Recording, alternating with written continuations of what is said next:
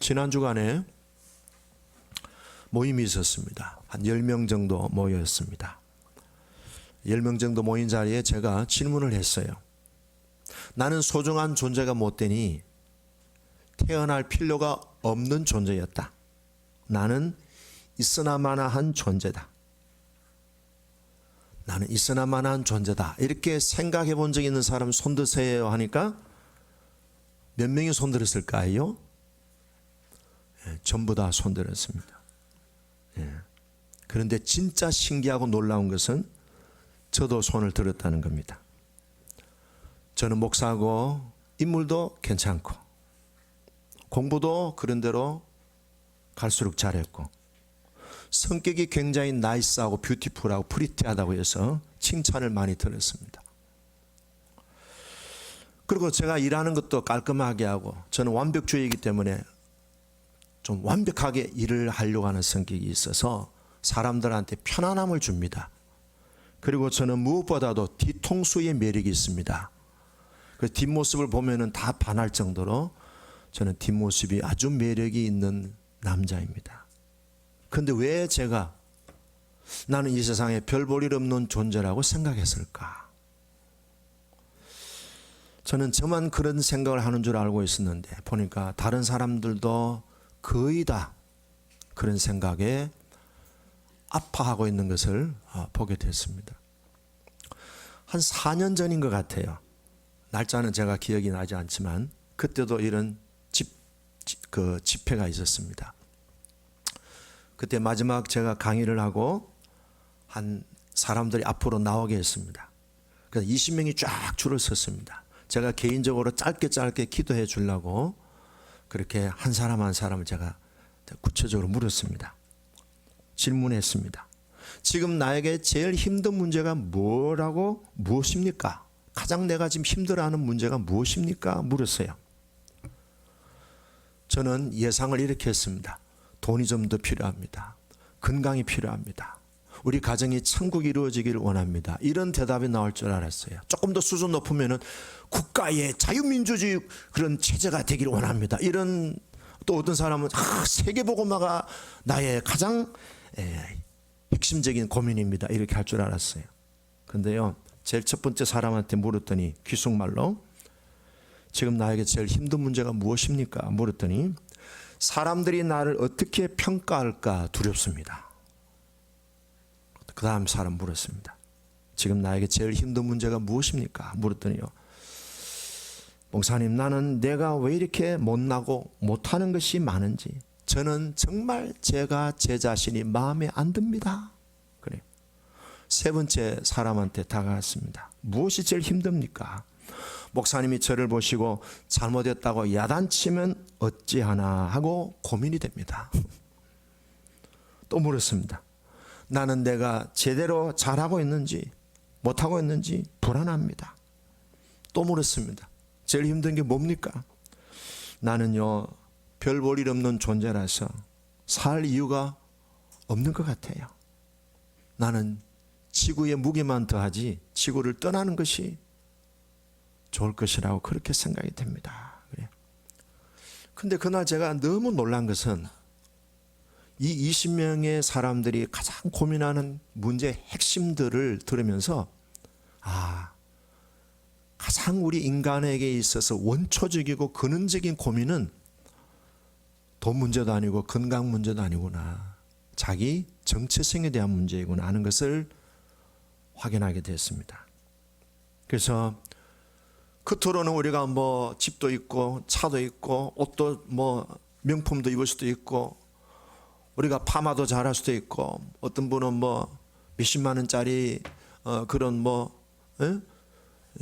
음식점에 가서 먹을 수도 있지만은 우리 인간이 갖고 있는 가장 원초적이고 파고 깊이 파고 들어가 보면은 거기에 자기 자신의 정체성에 대한 문제가 가장 근원적인 문제가 되는구나 하는 것을 확인하게 됐습니다.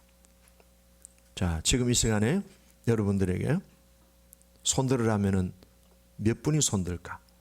자, 나는 별 볼 일 없는 존재라고 생각해 본 적이 있는 사람 손드세요 하면 다 들을 것 같아. 그만큼 이 우리 자신에 대한 이 존재감, 이 정체성에 대한 부분은 참 우리가 평생 싸워야 할 우리의 내면의 원수가 아닌가 하는 생각이 듭니다. 이제는 그 원수와 화해하는 예배가 되기를 바랍니다. 오늘 제가 한 분을 소개하겠는데요. 헬린 나우엔이라는 분이 있습니다. 아마 여러분들 들어보신 분들이 거의 대부분일 텐데요. 이미 돌아가셨죠. 헬린 나우엔이 지은 책 가운데 상처 입은 치유자라고 하는 책은 유명한 베스트셀러였습니다. 그런데 그분이 지은 책 가운데 아담이라는 책이 있어요. 아담이라는 책인데요.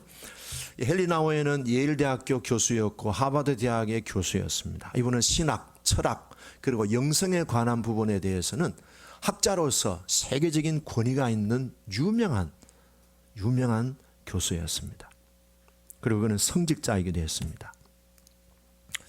전 세계에 다니면서 대학에서 강의도 하면서 그래서 수많은 사람들에게 어떤 효과적인 신앙, 좀 더 발전적인 그런 인생에 대한 부분을 굉장히 많은 가르침을 주었던 사람입니다. 또 많은 사람들에게 유익을 주었던 그런 영향력이 막강한 교수였습니다. 헬린 나우엔의 머리에는 수많은 지식과 책과 논문, 온갖 철학과 그리고 사상과 그리고 백과사전이 저장되어 있는 아주 명석하고 뛰어난 그런 학자이기도 하고 그런 또 영성을 가르치는 성직자이기도 했습니다.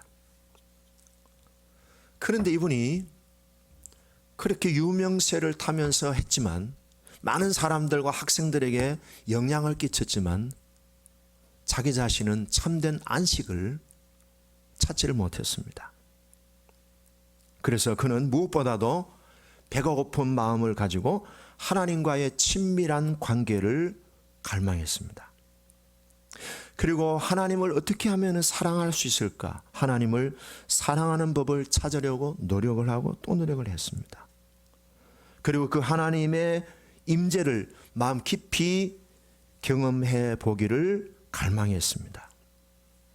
그러면서 자신의 내면을 끊임없이 살펴보면서 학교 강단을 떠나서 일시적이지만 종종 개인의 시간을 가지려고 했었습니다. 그러나 가르치면 가르칠수록 자기 내면에 평안이 없는 것을 직시하면서 어느 날 예일대학 하버드 대학의 교수직을 사표를 내고 떠났습니다. 내가 참된 안식을 어디서 얻을까? 내가 참된 하나님의 임재를 어디서 경험할 수 있을까? 그는 많은 사람들을 만나고 많은 단체를 이렇게 만났습니다. 근데 결국에는 이분이 마지막 인생의 최종 10년을 지내게 됐던 한 공동체를 만나게 됐는데 캐나다에 있는 라루시 데이브레이크라고 하는 공동체에 10년을 지내면서 거기서 자기 인생을 마감했습니다. 그 라루시 데이브레이크라고 하는 공동체는 지적 장애인 공동체입니다. 그리고 육체적인 장애도 있고요. 지적인 장애니까 사고방식이 상식적으로 통하지 않는 그런 장애인 공동체입니다. 그는 여기서요, 일생일대의 최고의 인생의 행복을 경험했다는 겁니다. 그리고 자기는 수많은 학생들과 수많은 지식인들을 강의를 했지만 자기는 여기서 지적 장애인들과 교제하면서 여기서 자기의 선생님을 만났다는 겁니다. 여기서 예수님을 만나게 됐다는 겁니다. 그런데 그 지적 장애인 공동체에서 만난 이 사람의 마음의 서성이 되어 주었던 사람이 이 아담이라는 사람이었습니다. 그는 34살에 그 라루시 공동체에서 심장마비로 세상을 떠났습니다. 그는 말도 못하는 육체적인 장애를 가진 사람이었습니다. 그리고 그는 어린 시절부터 태어나자마자 3, 4개월 때부터 간질 이 증세를 앓고 있었습니다. 하루에도 몇 번씩이나 온몸이 뒤틀리면서 발작을 하면은 많은 사람들이 와서 이 사람을 도와줘야 됐습니다. 집에서 감당을 못해서 이 아담을 부모님들은 이 라루시 공동체에, 장애인 공동체에 이 아들을 맡기게 되었습니다. 이 아담은요, 아침에 일어나서 저녁에 잠잘 때까지 자기 홀로 할 수 있는 게 아무것도 없어요. 밥 먹는 것도, 옷 갈아입는 것도, 화장실에 가는 것도 아무것도 못해요. 휠체어에 앉아서 바깥 바람 쐬는 것도 혼자 못해요. 잠자는 것만 혼자 했습니다. 항상 누가 옆에 있어줘야 됐고, 그래서 이 라루시 공동체에서는 이 아담이라는 사람을 온 장애인들이 함께 돌보면서 그와 함께 했습니다. 근데 이 헨리 나우엔이 이 장애인을 섬기게 되는 겁니다. 그 섬기면서 이분은 예수님을 만나게 됩니다. 그래서 이런 얘기 했습니다. 자기가 이 라루시 공동체에 와서 장애인들을 섬기니까 자기의 절친 친구들이 왔다 갔대요. 도대체 이 친구가 뭐 하나 해서 왔는데 다들 실망했대요. 야, 너 지금 그런 명성과 그런 학문적인 지식과 영성을 가지고 좀 더 효과적으로 일을 해야지. 이런 지적 장애인, 육체적인 장애인, 말도 안 통하는 이런 장애인들을 네가 섬긴다는 것은 너무 시간 낭비야. 인력 소모야. 너 정신 나갔어. 너 제정신이 아니야. 친구들이 그렇게 많이 비난을 했다는 거예요. 근데 헨리는 책과 강의와 논문으로 배울 수 없는, 학교에서 배울 수 없는 인생 최고의 경험을 이 지적장애 공동체에서 10년을 보내면서 예수님을 만나게 됩니다. 그런데 그 중에 특별한 자기와의 만남을 가졌더니 아담이라고 하는 이 젊은 청년은 정말 온몸을 제대로 움직이지 못하는 너무 심한 중증 장애인이었습니다. 이 아담은 이 라루시 공동체에 와서 돌봄을 받다가 11년 만에 세상을 34살에 떠납니다. 근데 그 장례식은요, 너무너무 엄숙하고 정말로 하나님의 영이 임재하는 그런 장례식이었다는 거예요. 헨리 나우엔은 이 아담을 돌보면서, 아담은 이 헨리 나우엔이 예일대학교, 하버드 대학의 유명한 교수요, 신학자요, 성직자요, 그리고 또 이분이 유명한 영성에 대한 전문가라는 사실에 대해서 전혀 알아주지를 않았습니다. 어떤 때는 헨리 나우엔이 좀 뻘쭘하게 되었습니다. 자기의 그런 유명한, 자기의 그런 전문성에 대해서 이 아담은 전혀 인정해주지 않고 그냥 헨리라고 하는 한 사람으로만 봐주는 거예요. 한 번에 헨리가 이 아담을 보면서, 아담은 말을 못하잖아요. 근데 마음과 마음에 계속 대화가 이어지는 내용들을 여기서 적은 거예요. 헨리가 이런 의문을 갖고 질문을 했습니다. 아담은 기도를 잘할까? 아담은 하나님이 성부, 성자, 성령, 삼위일체 하나님이라는 존재에 대해서 지식적으로 얼마나 알고 있을까? 그리고 예수님의 이름이 무엇을 뜻하는지 알고 있을까? 하나님에게는 얼마나 많은 신성성이 있는지 그 하나님의 신비에 대해서 얼마나 알고 있을까? 그리고 아담은 내가 얼마나 유식한 학자라는 사실을 알고 있을까? 내가 얼마나 많은 지식을 소유한 전문가라는 사실을 아담은 얼마만큼 나를 이해하고 있을까? 이런 질문을 하는데 헨리에게 갑자기 옆구리에 뭔가 찔림을 받는 느낌을 받았습니다. 야, 그거는 다 아래로부터 오는 질문이야. 그 쓸데없는 질문이야.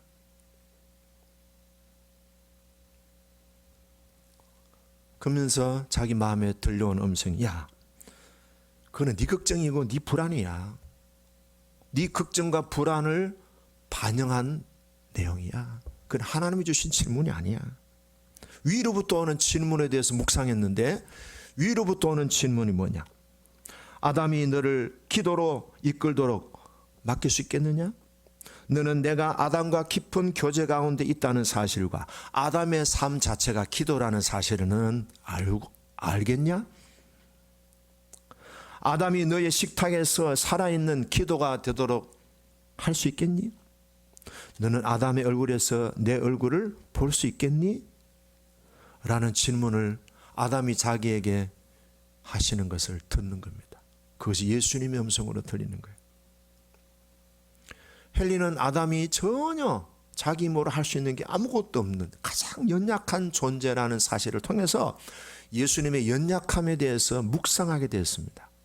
아, 약함이 강함이구나. 헨리는 하나님께서 아담이 갖고 있는 지적 육신적 장애라고 하는 이 연약함을 통해서 하나님이 자기를 변화시키고 계신다는 사실을 깨달았습니다.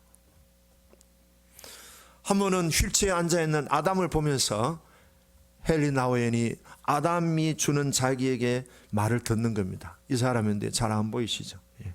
휠체어에 앉아있는 모습. 헨리, 천천히 해. 헨리, 천천히 해. 아담을 보면서 헨리 나우엔께서 음성을 듣는 겁니다. 행위보다 존재가 더 중요합니다. 사람들, 타인의 시선보다 하나님의 사랑이 더 중요합니다. 혼자서 하는 것보다 함께 하는 것이 더 중요합니다. 헨리는 자기가 아담을 돌보고 있다고 생각했어요. 근데 생각이 반전이 되는 겁니다. 아담이 자기를 돌보고 있다는 것을 발견하게 됩니다. 그리고 헨리는 아담이 지적 육체적인 장애인으로 보고 있는데 자기는 전혀 장애인이라는 사실을 눈금만큼도 생각한 적 없는데 아담을 돌보면서 나도 장애인이구나 하는 것을 알게 됐다는 겁니다. 아담을 통해서 자신이 장애인이라는 것을 알게 됐습니다. 그럼 헨리가 본 자신의 장애가 무엇인가?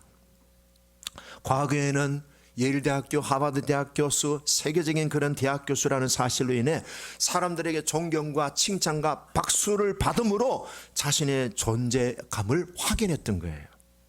많은 사회적인 봉사, 강의와 훌륭한 책들을 통해서 많은 사람들에게 훌륭한 사람이라고 하는 존중을 받을 때에 자기가 존중받는다는 것을 느꼈다는 거예요. 그런데 아담과 교제하면서 아담은 전혀 자기를 그런 눈으로 보지 않는다는 것을 알게 된 겁니다. 그런 눈으로 보고 있는 자기 자신이 진짜 장애인이라는 사실을 알게 됐어요. 그러면서 헨리가 결론 내린 게 있어요. 오늘 메시지의 핵심입니다. 아까 우리 송장로님이 부르던 찬송 속에 담겨져 있었습니다. 하나님은 아담을 순수하게 그 존재 자체로 사랑하신다는 겁니다. 또 아담이 자신에게 헨리, 하나님은 당신이 유능한 교사라서 사랑하는 게 아닙니다. 하나님은 당신이 깊은 영성을 가진 사람이기 때문에 사랑하는 것이 아닙니다. 하나님은 당신의 그 존재 자체를 사랑하시는 겁니다. 헨리가 자기가 그런 생각을 하고 있었던 장애인이라고 하는 사실을 알고 생각이 바뀌게 됐습니다. 행위나 소유보다 존재가 더 중요합니다. 그래서 헨리가 이렇게 얘기합니다. 하나님이 우리에게 원하시는 것이 무엇일까? 하나님이 우리에게 원하시는 것이 무엇일까? 내가 보여줄 것이 아무것도 없을지라도, 심지어는 내가 사람들한테 엄청난 손해를 끼치고 유익을 주지 못할지라도 나는 여전히 하나님의 사랑받는 아들이요 딸이라는 사실을 믿는 것, 이것이 하나님이 나에게 원하시는 것이라는 말씀에 결국에는 도착하게 됩니다. 자, 여기까지 이제 헨리 나우엔이 아담과의 만남에서 준 메시지입니다. 결론도 이 내용입니다. 내가 사람들에게 아무것도 보여줄 것이 없을 때에도 나는 여전히 하나님의 사랑받는 아들이요 딸이라고 하는 사실을 믿는 것, 이것이 하나님이 우리에게 주시는 메시지입니다. 이것이 하나님이 나에게 주시는 진정한, 진실한, 정확한 나에 대한 아이덴티티, 정체성입니다. 우리는 평생 이 메시지를 붙들고 살아야 됩니다. 우리는 사람들을 볼 때 자꾸 그 행위를 보면서 옳다, 틀렸다 자꾸 우리는 판단합니다. 틀렸어. 그렇게 하는 게 아니야. 근데 그것이 뭡니까? 헨리 나우엔이 말하는 장애라는 거예요. 그게 장애다. 우리 안에 있는 정신적인, 영적인 장애가 그거다. 예수님은 어땠을까요? 자, 이제 장면을 바꿉니다. 예수님은 우리 사람들을 볼 때 어떤 눈으로 보셨을까요? 예수님은 우리의 행위를 보셨을까요? 학교 성적을 보셨을까요? 외모를 보셨을까요? 키를 보셨을까요? 얼마나 슬림한가? 얼마나 아니면 뭐 살이 쪘느냐? 예수님은 우리의 어떤 모양을 보셨을까요? 어떤 재능을 보셨을까요? 어떤 우리의 나름대로 갖고 있는 지식을 보셨을까요? 전혀. 예수님은 그 사람, 그 존재 자체를 사랑하고 존중해 주신다는 겁니다. 자, 요한복음 8장에 보면 이런 사건이 나옵니다. 어떤 사람이 여자가 간음을 했습니다. 붙잡혔습니다. 온 그 주위에 있는 사람들이, 그리고 선생이라는 사람들이, 지도자라고 하는 사람들이 이 여자의 머리채를 끌고 예수님께로 왔습니다. 사람들은 전부 다 나름대로 이 여자한테 심판하기 위해서 돌멩이를 들고 있었습니다. 여자가 털썩 예수님 앞에 내던져졌습니다. 그리고 했습니다. 어떤 사람이, 이 여자가 현장에 간음하다 붙잡혔습니다. 율법에 의하면 이런 여자는 돌로 쳐 죽이라고 했습니다. 어떻게 할까요? 자신 있게 소리쳤는데 예수님이 뭐라고 하셨어요? 너희 중에 죄 없는 자가 돌을 들어 이 여자를 치라 그랬습니다. 그때 사람들이 전부 다 양심의 가책이 되어서 찔려가지고 돌을 다 내려놓고 다 자기 갈 길로 갔습니다. 근데 요새 우리 현대인들은 어떤지 아세요? 현대인들은요, 집어 던진대요. 왜? 자기의 죄를 감추기 위해서. 예수님이 이어서 말씀하셨어요. 여자여, 조금 더 우리말 버전을 하면 내 딸아, 내가 너를 정죄하지 않는다. 네가 간음했어도 여전히 너는 내 사랑하는 딸이다. 네가 무슨 잘못이 있어도, 네가 아무것도 사람들에게 내세울 것이 없을지라도 나는 너를 사랑한다. I love you. 나는 너를 사용할 수 있다. I can use you. 그리고 나는 너를 필요로 한다. I need you. 너는 나의 변함없는 사랑하는 내 딸이다. 그러셨어요. 자, 장면을 바꿉니다. 자, 그럼 예수님은 어떻게 공생의 3년을 감당하셨을까? 예수님의 3년 공생애의 삶의 현장을 보면요, 우리가 외적으로 보여지는 예수님의 어떤 행위들이 많습니다. 말씀을 가르치고 복음을 전파하시고 병든 자를 고치시고 상담도 해주시고 능력과 기사와 표적을 행하셨어요. 그런데 예수님의 마음을 깊이 들어가 보세요. 예수님의 마음은 어땠을까요? 하나님이 과연 나를 필요로 하실까? 나도 과연 하나님 앞에 쓰임받을 수 있을까? 하나님은 나를 여전히 나를 사랑하실까? 내가 이렇게 부족한데도 불구하고. 역시 예수님도 완전한 인간으로 오셨기 때문에 우리와 똑같은 그런 고민을 했을까요? 하지 않았을까요? 했어요.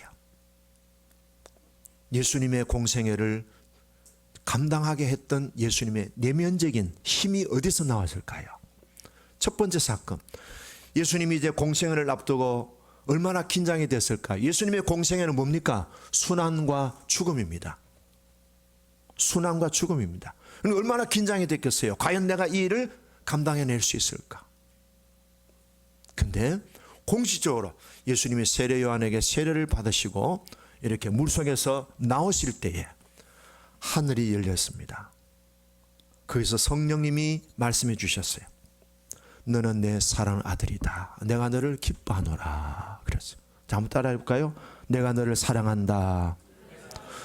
내가 너를 기뻐한다. 네. 그 다음에 예수님이 이제 3년의 공생애를 마무리하시는 고난주간을 앞두고 있을 때,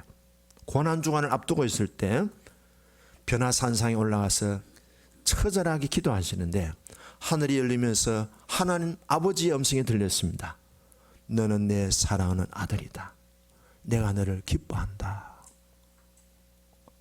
그리고 이제 고난주간을 이제 들어가는 예루살렘 입성주일, 고난주일입니다. 그때 주님 앞에 기도했을 때에 하나님께서 예수님에게 이렇게 말씀하셨습니다. 너는 내 사랑하는 아들이다. 내가 너를 통하여 영광을 받았다. 앞으로 계속 받을 것이다. 이제는 네가 나한테 돌린 영광을 내가 너에게 되돌려 줄 것이다. 그랬었어요. 이 세 번의 음성이 예수님의 공생애를 감당하게 했던 내면의 힘이 된 거예요. 근원적인 에너지가 여기서 나온 거예요. 저도 한창 이제 백수 시절이 있었습니다. 교회를 그만두고 막 저도 나름대로 방황하면서 저도 나름대로 말씀 붙들고 씨름을 하고 했을 때, 그때 제가 말씀을 읽고 묵상하고 기도하고 마지막에는 제가 물었습니다. 하나님, 저에게 한마디 해주세요.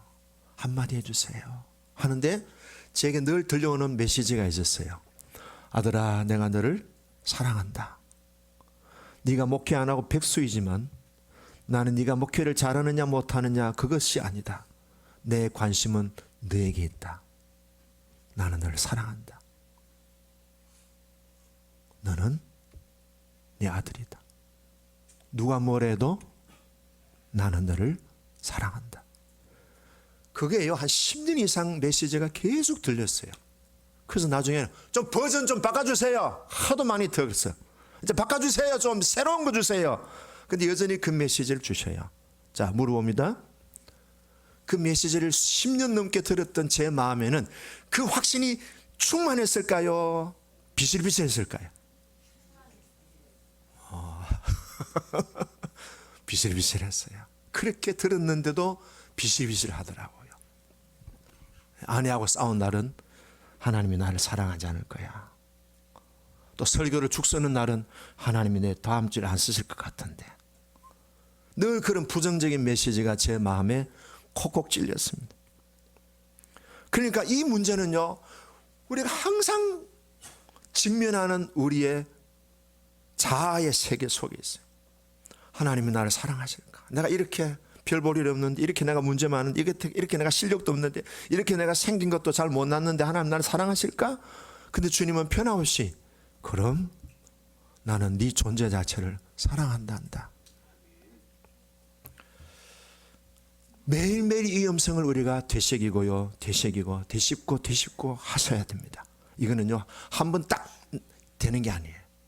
매일 내가 어떤 상황에 있을지라도, 내가 아무리 다른 사람들에게 뭔가 보여줄 게 없는 그런 상황이랄지라도 주님은 나에게 여전히 너는 내 사랑하는 아들이다.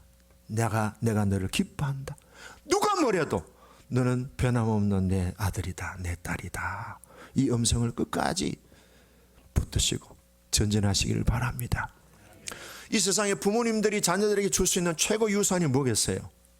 돈입니까? 좋은 집입니까? 좋은 차입니까? 예. 부모님이 자녀들에게 줄 수 있는 최고의 유산은요, 하나님이 나를 사랑하신다는 그 확신, 이것만 심어주면요, 그 자녀들의 인생은 대박입니다. 우리 부모님들이 그걸 잘 자녀들에게 물려줄 수 있기를 바라요. 한 얘기를 드립니다. 밥 피어스 목사님의 얘기입니다. 우리나라 6.25 때 전쟁 고아들이 많았어요. 그런데 미국에 있던 이 밥 피어스 목사님, 박사님이라고 하기도 하고요, 이분이 한국에 와서 전쟁 고아들을 많이 모았어요. 이분이 하는 일은요, 어떻게 하든지 이 전쟁 고아들을 해서 집도 지어주고, 이 아이들 공부할 수 학교도 해주고, 또 병원도 세워주고, 그러면서 이 사람은요, 세계에 전쟁이 일어나는 곳에는 무조건 찾아갔습니다. 6.25 때 우리나라에 와가지고 많은 고아들을 거두어들이고 고아원을 짓고요. 그래서 이분이 월드비전이라고 하는 그런 단체를 설립했던 설립자입니다. 정신없이 바쁘게 살았습니다. 주위에 있는 많은 사람들이 이 밥 피어스 목사님을 보고 이렇게 얘기했습니다. 영혼을 구원하기 위해서 쉬지 않고 일하는 사람이다 그랬어요. 얼마나 일했을까요? 하루에 18시간 일했습니다. 할렐루야. 근데요, 본인도 굉장한 열정이 있었습니다. 이렇게 얘기했습니다. 하나님의 마음을 슬프게 하는 것들로 인하여 내 마음도 울게 하소서. 그 목표를 위하는 일을 하면 세상 끝까지라도 달려가겠습니다. 얼마나 아름다운 모토입니까? 얼마나 아름다운 선포입니까? 하나님이 슬퍼하는 곳에 나도 슬퍼하게 해주세요.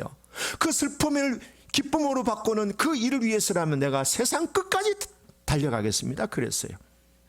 그는 전쟁이 일어난 한국 땅에 와서 많은 전쟁 고아들을 돌보면서 사역을 바쁘게 했습니다.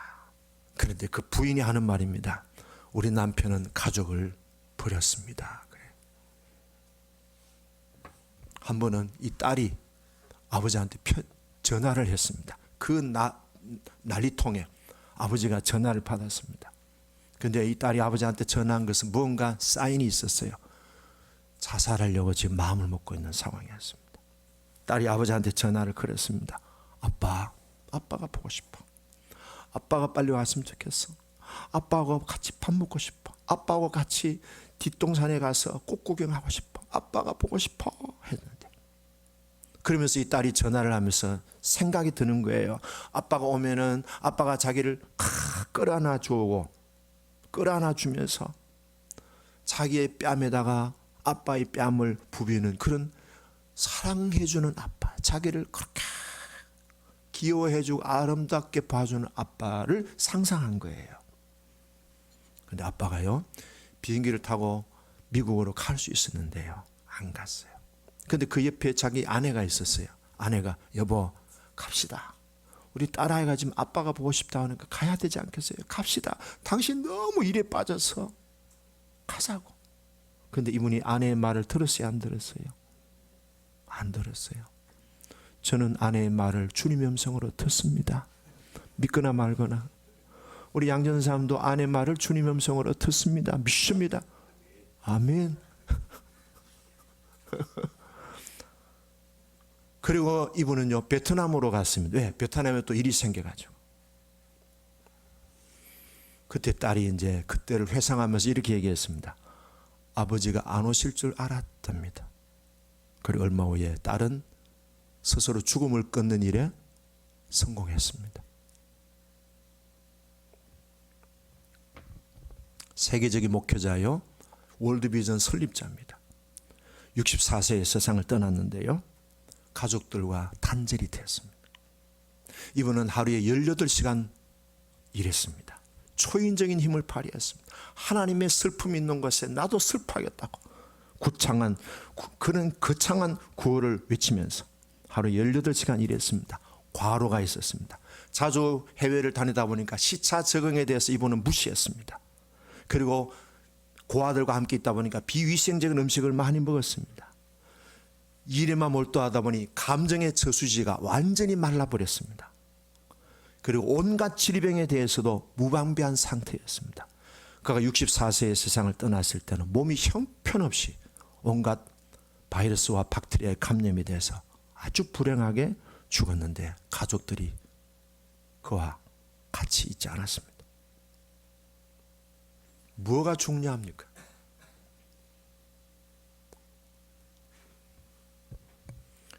우리 자녀들에게 부모가 줄 수 있는 가장 중요한 유산은요, 하나님이 너를 사랑하신다, 하나님이 너를 기뻐하신다는 사실을 마음에 심어주는 것보다 더 훌륭한 유산이 어디에 있겠습니까? 자, 정리하겠습니다. 오늘 성경 본문입니다. 예수님이 부활하신 후에 세 번째 제자들을 찾아가셨습니다. 오늘 세 번째입니다.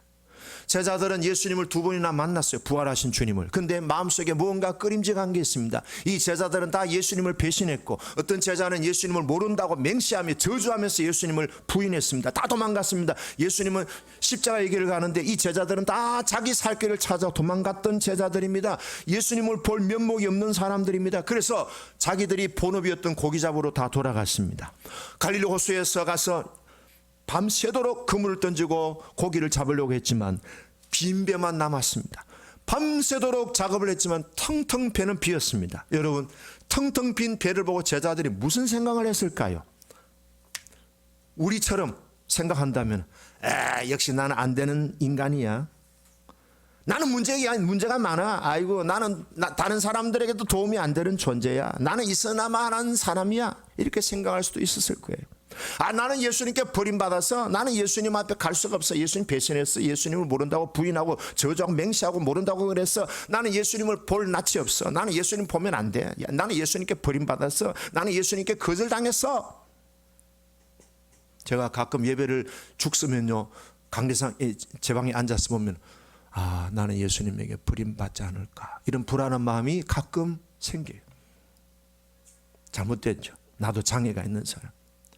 내가 없으면 이 세상은 더 잘 될 거야. 나는 빨리 세상에서 없어져야 하는 존재야. 우리와 똑같은 생각을 제자들이 했을 거예요. 근데 그런 생각을 하고 있는 텅 빈 배에 있는 제자들에게 예수님이 찾아오셨어요. 찾아오신 예수님.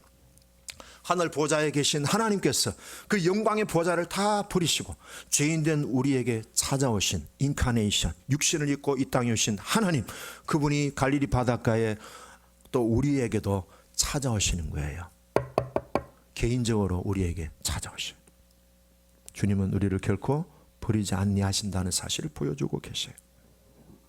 빈 배로 마음이 무겁고 괴로운 현장에 찾아오셨어요.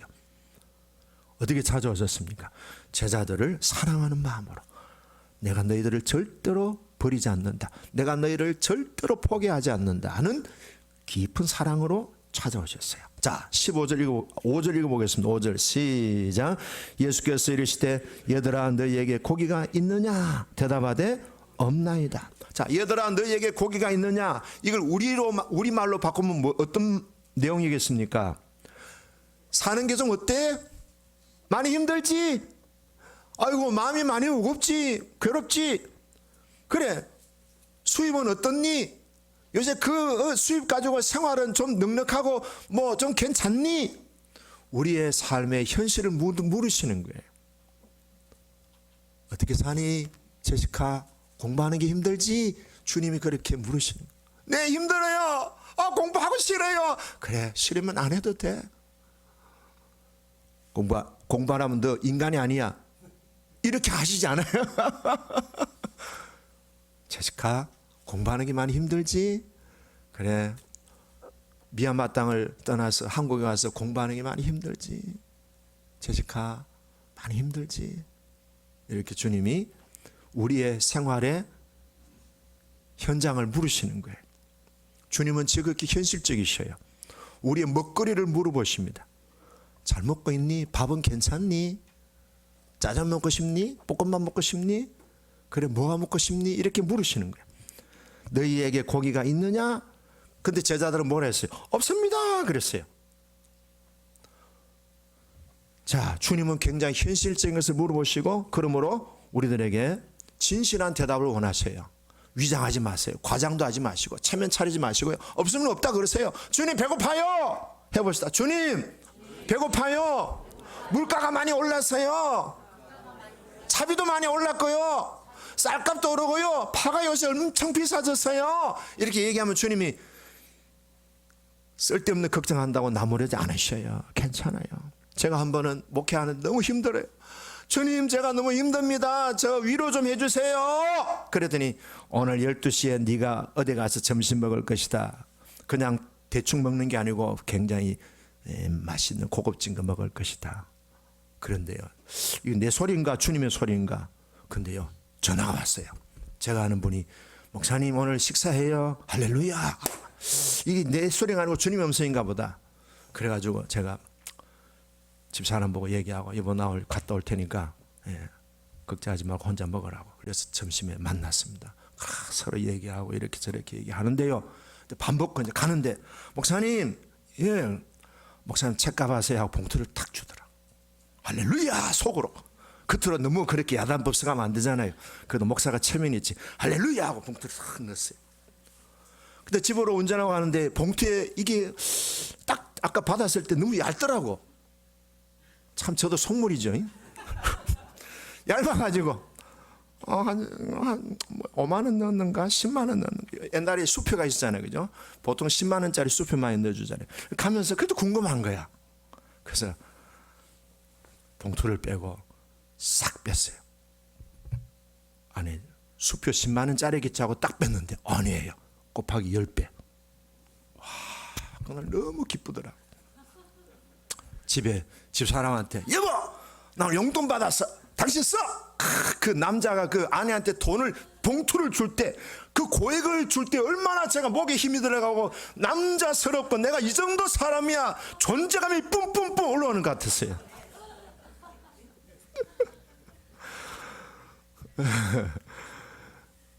따라하세요. 주님, 제가 배고픕니다. 저를 위로해 주세요. 반드시 응답합니다. 반드시 옵니다. 주님은 저만 사랑하시는 게 아니라 여러분들 다 사랑하셔요.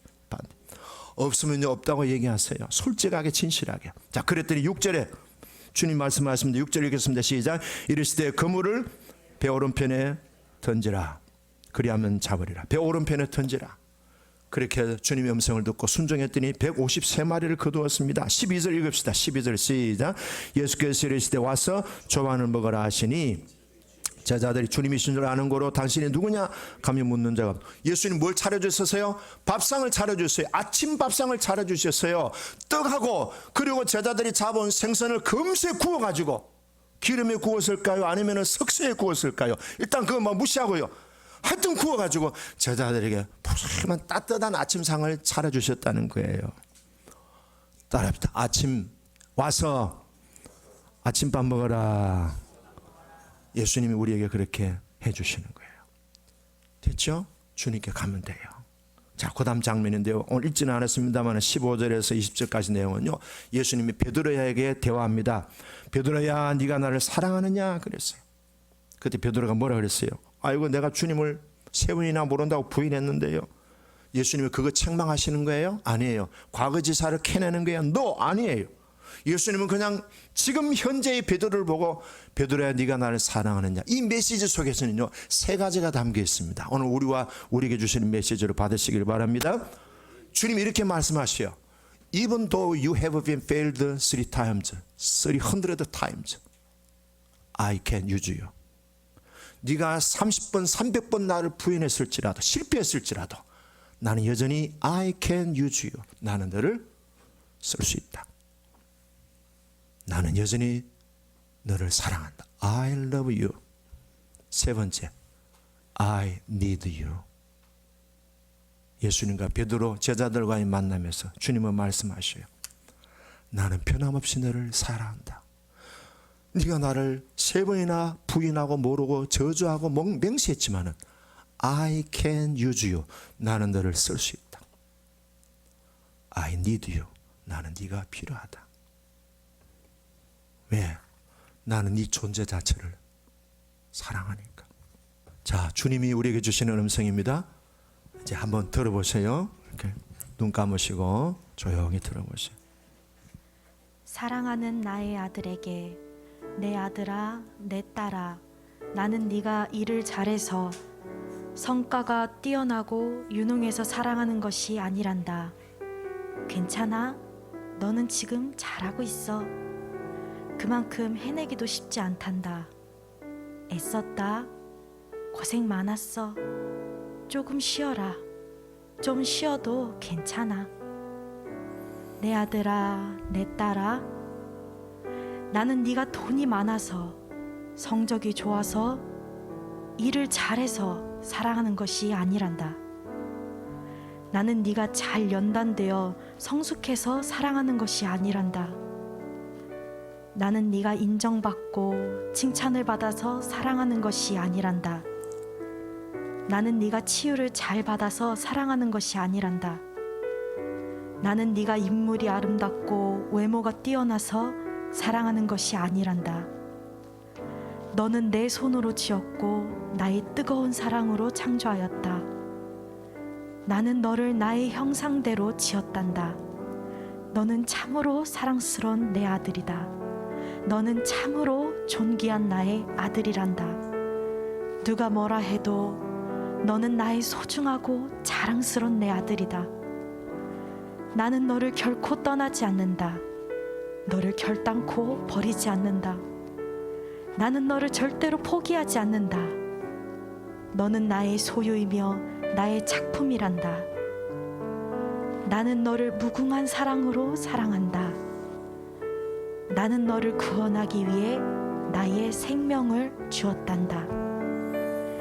나는 너의 아버지다. 나는 너의 어머니다. 나는 너의 친구다. 나는 너의 연인이다. 너는 나의 것이다. 너는 나의 아들이다. 나의 딸이다. 세상을 다 준다 해도 너와 바꿀 수 없단다. 나는 너를 옳고 틀렸다는 기준으로 보지 않는단다. 너를 있는 그대로 사랑하고 너의 존재 자체만으로도 귀하고 소중하게 바라본단다. 나는 항상 너와 함께한다. 네가 어떤 처지에 있더라도 나의 사랑을 기억해라. 내 아들아, 내 딸아, 항상 나는 너와 함께 한단다. 아멘.